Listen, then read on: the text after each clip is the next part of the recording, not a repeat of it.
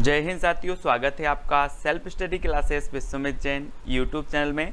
दोस्तों, आज हम बहुत सारी रचनाएं लेकर के आए हैं और रचनाओं को याद करेंगे, वो भी फनी ट्रिक से। ठीक है, इससे पहले बहुत सारे वीडियो अपलोड हो चुके हैं और एक कौन सा पार्ट है, 24वां पार्ट है दोस्तों, हिंदी साहित्य में फनी ट्रिक का। इसके पहले हमने हिंदी साहित्य अकादमी से पुरस्कृत रचनाएं, ज्ञानपीठ से पुरस्कृत रचनाएं, है ना, और व्यास सम्मान से सम्मानित रचनाएं और बहुत सारी चीज़ें, पत्र पत्रिकाएं, सब कुछ ट्रिक से याद करवाया है। तो पिछले वीडियो अगर आपने नहीं देखे हैं तो वो ज़रूर देखें, और जो भी साथी व्हाट्सएप ग्रुप से नहीं जुड़े हैं वो जुड़ जाएं। 9098609291 ये दोस्तों आपका व्हाट्सएप नंबर है ना। इस पर आपको क्या करना है, मैसेज करना है और आपको तुरंत लिंक मिल जाएगी ग्रुप की। ठीक है, तो सब्सक्राइब जरूर करें और बेल आइकन को दबाएं। और आज आपका टेस्ट भी होगा और ट्रिक भी होगी। ठीक है, तो जहां मैं खड़ा हूं किसकी आत्मकथा है, बहुत ही अच्छी आत्मकथा है दोस्तों। जहां मैं खड़ा हूं, 4 विकल्प हैं, 2 सेकंड भी आपको बताना है दोस्तों, है ना। और आपका बिल्कुल सही आंसर हो जाएगा रामदरस मिश्र। रामदरस मिश्र यानी बी नंबर बिल्कुल सही होगा। अब इसको कैसे याद रखोगे दोस्तों, आप याद रख लेना कि जहां मैं खड़ा हूं वहीं से राम के दरस हो जाते हैं। जहां मैं खड़ा हूं वहीं से क्या हो जाते हैं, राम के दरस हो जाते हैं। तो रामदरस मिश्र, जहां मैं खड़ा हूं वहीं से राम के दरस हो जाते हैं। तो रामदरस मिश्र की आत्मकथा का नाम क्या होगा, जहां मैं खड़ा हूं राम दरस हो जाते हैं, है ना। तो इस प्रकार से वी नंबर आपका बिल्कुल सही हो जाएगा। ठीक है, राहुल सांकृत्यायन की आपने पढ़ा होगा दोस्तों कि इनकी मेरी जीवन यात्रा, इनकी एक आत्मकथा है। ठीक है, और पांडे बेचन शर्मा उग्र की है अपनी खबर इनकी आत्मकथा है, ये भी आपको याद रख लेनी है। पद्मा सचदेवा की आत्मकथा का नाम है बूंद बावड़ी। ठीक है, याद रखेंगे। अगला बताना दोस्तों, दस्तक जिंदगी की मोड़ जिंदगी का किसकी आत्मकथा है। 4 विकल्प हैं, दस्तक जिंदगी की मोड़ जिंदगी का, ये आत्मकथा किसकी है। तो दोस्तों एक चीज़ मैं आपको बता रहा हूँ, 4 विकल्प में 2 सेकंड आपको दिए जाते हैं और बहुत ही अच्छी ट्रिक है कि ज़िंदगी में अगर आपके अंदर प्रतिभा है तो दस्तक जरूर देती है दोस्तों। ज़िंदगी में दस्तक देती है क्या, प्रतिभा, और ज़िंदगी को मोड़ देती है, ज़िंदगी को मोड़ देती है। तो दस्तक जिंदगी की मोड़ जिंदगी का, है ना, प्रतिभा अग्रवाल। ठीक है, प्रतिभा को क्या करते हैं, दस्तक जिंदगी की मोड़ जिंदगी का, है ना। तो प्रतिभा है तो जिंदगी में दस्तक जरूर देगी और जिंदगी में मोड़ जरूर आएगा, यानी कि जो आ नंबर है वो बिल्कुल सही हो जाएगा। अगला बताना दोस्तों, कस्तूरी कुंडल बसे किसकी आत्मकथा है। 4 विकल्प हैं, 2 सेकंड में आपको उत्तर बताना है और मैं आपको बता रहा हूँ। यहाँ पर आया है दोस्तों कुंडल, है ना, कानों में कुंडल पहनते हैं आप लोग, और एक कानों में कुंडल यहाँ पर रखे हुए हैं और एक कुंडल अपने मित्रों में बांट देना। ठीक है, मैंने बोल दिया अपने मित्रों में बांट देना। एक कुंडल किस में बांटना है, मित्रों में बांटना है। कस्तूरी कुंडल बसे और कुंडल बांटना है मित्रों में। तो मैत्रेयी पुष्पा की ये आत्मकथा है, कौन सी, कस्तूरी कुंडल बसे। अब याद रख लेना, बोले मैत्रेयी पुष्पा, जी हाँ दोस्तों, मित्रों में हमें क्या बांटना है, कुंडल बांटना है, कुंडल। तो कस्तूरी कुंडल बसे, मैत्रेयी पुष्पा, इनकी आत्मकथा हो जाएगी। ये नंबर आपकी बिल्कुल सही होगा दोस्तों। डॉक्टर नगेंद्र की आत्मकथा का नाम है अर्धकथा। क्या नाम है, अर्धकथा। इसको भी आपको याद रख लेना है। लगता नहीं है दिल मेरा कृष्णा अग्निहोत्री, लगता नहीं है दिल मेरा कृष्ण के बिना, तो कृष्णा अग्निहोत्री, है ना। बूंद बावड़ी तो हमने पढ़ लिया, पद्मा सचदेवा की आत्मकथा है। फिलहाल कुंडल बांटना है किसे, मित्रों में। ठीक है, अगला बताना दोस्तों, अल्मोड़े का बाजार रिपोर्टाज किसका है, अल्मोड़े का बाजार। जी हाँ दोस्तों, एक चीज़ बताना, 2 सेकंड में आप अपने उत्तर कमेंट में लिखते जाएं, है ना। और मैं बता रहा हूँ कि अल्मोड़े का बाजार प्रकाश में लगेगा कि अंधेरे में लगेगा, आपको बताना है। अल्मोड़े का बाजार प्रकाश में लगेगा कि अंधेरे में, तो काय में लगेगा, प्रकाश में, यानी कि प्रकाश गुप्त। अल्मोड़े का बाजार लगेगा प्रकाश में, तो प्रकाश गुप्त, यानी बी नंबर आपका बिल्कुल सही हो जाएगा। ठीक है, अगला बताना, लाहौर से लखनऊ तक संस्मरण किसका है। लाहौर से लखनऊ तक दोस्तों, लाहौर से लखनऊ तक क्या करना है, हमें प्रकाश करना है, प्रकाश, है ना। अल्मोड़े का बाजार भी प्रकाश में लग रहा था और लाहौर से लखनऊ तक हमें प्रकाश करना है। तो प्रकाशवती पाल, यानी जो सा नंबर है वो आपका बिल्कुल सही होगा, प्रकाशवती पाल। ठीक है, याद रखेंगे। अगला है दोस्तों तंत्रालोक से यंत्रालोक तक। तंत्रालोक से यंत्रालोक तक ये संस्मरण किसका है? संस्मरण है। और आपने देखा होगा दोस्तों कि अगर नांग काट ले नांग तो क्या करते लोग? तंत्र मंत्र पढ़ते हैं। क्या पढ़ते हैं? तंत्र मंत्र पढ़ते हैं। नांग काट ले तो ये संस्मरण है किसका? नगेंद्र का। ठीक है, नांग काट ले तो लोग क्या पढ़ते हैं? तंत्र मंत्र पढ़ते हैं। अब आप कभी नहीं बोलोगे बोले तंत्र यंत्र, है ना, तो तंत्र मंत्र पढ़ देते हैं। नांग काट ले तो ये नगेंद्र का है। और अर्ध कथा, अर्ध कथा मैंने आपको बता ही दी, इनकी आत्मकथा का नाम है अर्ध कथा और ये संस्मरण है नगेंद्र साहब का। ठीक है, ये भी याद रखना है आपको। अगला है दोस्तों पिलाट का मोर्चा, रिपोर्टाज किसका? बहुत ही बढ़िया रचना, कई बार पूछी गई है। और दोस्तों एक चीज बताना कि मोर्चे पर कौन उतरता है? पिलाट के मोर्चे पर कौन उतरता है? कौन उतरता है? कोई शेर होगा, कोई शेर होगा वही उतरेगा पिलाट के मोर्चे पर। कौन होगा? कोई शेर होगा, शेर जैसा होगा वो क्या उतरेगा? पिलाट के मोर्चे पर उतरेगा। और शमशेर बहादुर, ठीक है, शमशेर शेर जैसा बहादुर होगा वही पिलाट के मोर्चे पर उतरेगा। यानी आपका जो डी नंबर है वो बिल्कुल सही हो जाएगा, डी नंबर। ठीक है, याद रखेंगे। अगला है दोस्तों एक रचना है आखिरी चट्टान तक, मोहन राकेश जी की, वो भी आपको याद रखनी है। खैर महाभोज के रचनाकार आपको बताना। महाभोज, महाभोज किसे कहते हैं दोस्तों? मैं अगर आपसे पूछूं महाभोज, जहां पर बहुत सारे लोग भोज कर रहे हों उसे महाभोज कहते हैं। और उसे भंडारा भी कहा जाता है। क्या कहा जाता है? भंडारा। आप लोग बोलते हैं ना भंडारा भंडारा भंडारा, और उसे महाभोज कहा जाता है। तो महाभोज के रचनाकार कौन होंगे? भंडारा से भंडारी, मन्नू भंडारी, है ना, मन्नू भंडारी की रचना है, कई बार पूछी गई है। आपका बंटी मन्नू भंडारी, है ना, और महाभोज मन्नू भंडारी की रचना हो जाएंगी। अगला है कहीं ना जाई का कहिए, आत्मकथा के रचनाकार कौन है? कहीं ना जाई का कहिए। जब दोस्तों किसी पर आपदा आती है, विपदा आती है, तो लोग जाते हैं भगवती के चरणों में। कहाँ जाते हैं? भगवती के चरणों में जाते हैं और भगवती से बोलते हैं कहीं ना जाई का कहिए, ऐसी आपदा आई है कि कहीं ना जाई का कहिए, है ना।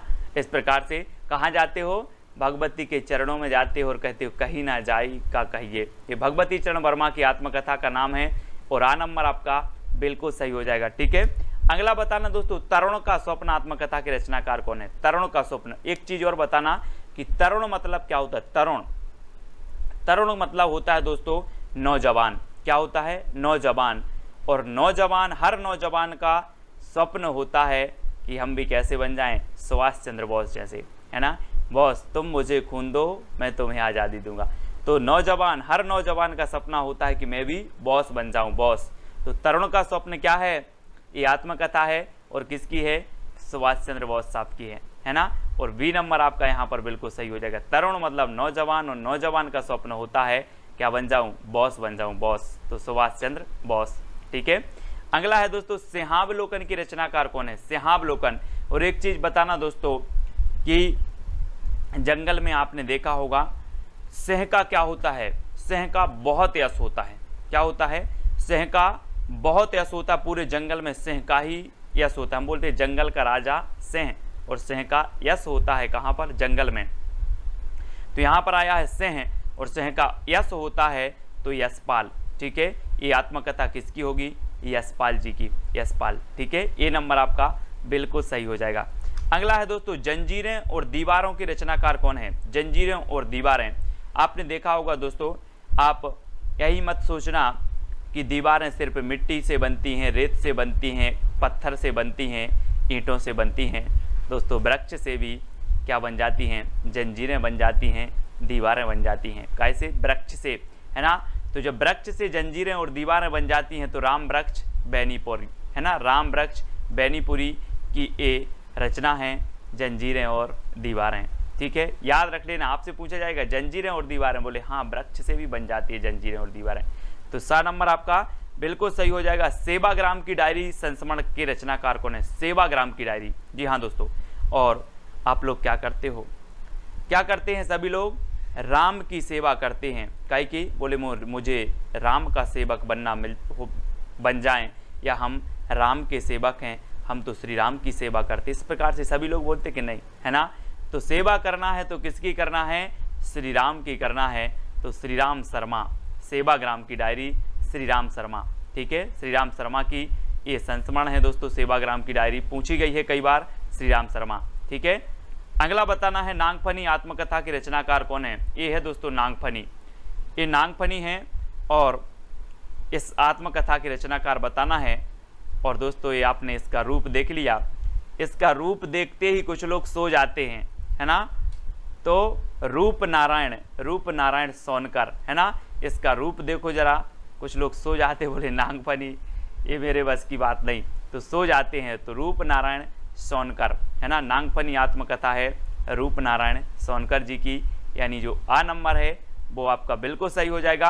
और दोस्तों आपको कमेंट में भी बताना है कि सबसे अच्छी फनी ट्रिक आपको कौन सी लगी है, जो एक ही बार में आपको याद हो गई। ठीक है, मेरी फिल्मी आत्मकथा की रचनाकार कौन है। फिल्मी आत्मकथा, फिल्मी की बात आई है तो फिल्मों में दोस्तों यहाँ पर देखो कौन है फिल्मों में, कोई है ऐसा मिलता जुलता जो फिल्मों में है ना। कौन, अनुपम साहनी, आपने पढ़ा होगा अनुपम साहनी, कई फिल्मों में देखा होगा उनको, अनुपम साहनी को।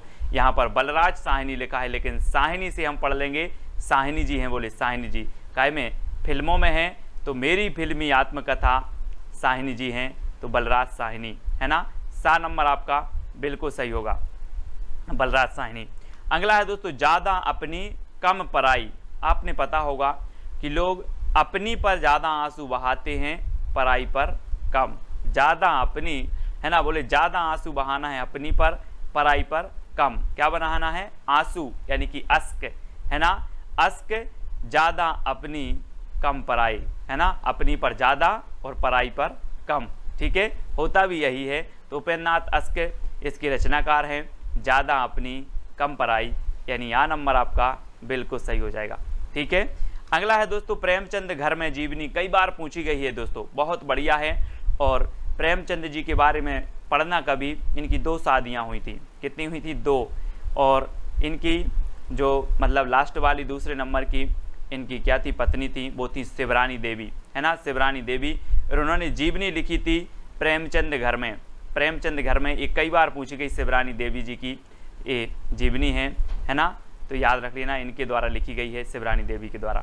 ठीक है, अगला है दोस्तों शिकंजे का दर्द। शिकंजे का दर्द, तो शिकंजे का दर्द ये आत्मकथा किसकी है, तो बताना है आपको। और ये आत्मकथा है सुशीला टाक भोरे। किसकी है, सुशीला टाक भोरे। दोस्तों शिकंजे का दर्द ऐसा होता है कि सुशीला टाक भी नहीं करती, टाक भी नहीं करती यानी बात भी नहीं करती। सुशीला बात भी नहीं कर पाती, काय के दर्द के मारे, शिकंजे के दर्द से। शिकंजे के दर्द से सुशीला टाक नहीं कर पाती। टाक भोरे, सुशीला टाक भोरे, है ना। तो बा नंबर आपका बिल्कुल सही हो जाएगा, बी नंबर। ठीक है, अगला बताना है बिस्किट आत्मकथा है तो किसकी है। बिस, और बिस निकलता है दोस्तों, है ना। जब भी बिस की बात आती है और आपके अंदर आ जाता है नांग, है ना, नांग। तो बिस्किट आत्मकथा किसकी होगी, नांग से नागार्जुन। किसकी होगी, नागार्जुन। ठीक है, बिस्किट आत्मकथा कभी से आपसे पूछा जाएगा बिस्किट आत्मकथा, बोले सर नागार्जुन, है ना, नागार्जुन, यानी कि जो आ नंबर है वो आपका बिल्कुल सही हो जाएगा। ठीक है, अगला बताना है आत्म परिचय किसकी रचना है। आत्म परिचय, और दोस्तों आपको पता है कि जो आत्म परिचय देती है, आत्म परिचय, है ना, वो कौन देता है आत्म परिचय, जल्दी से आपको बताना है।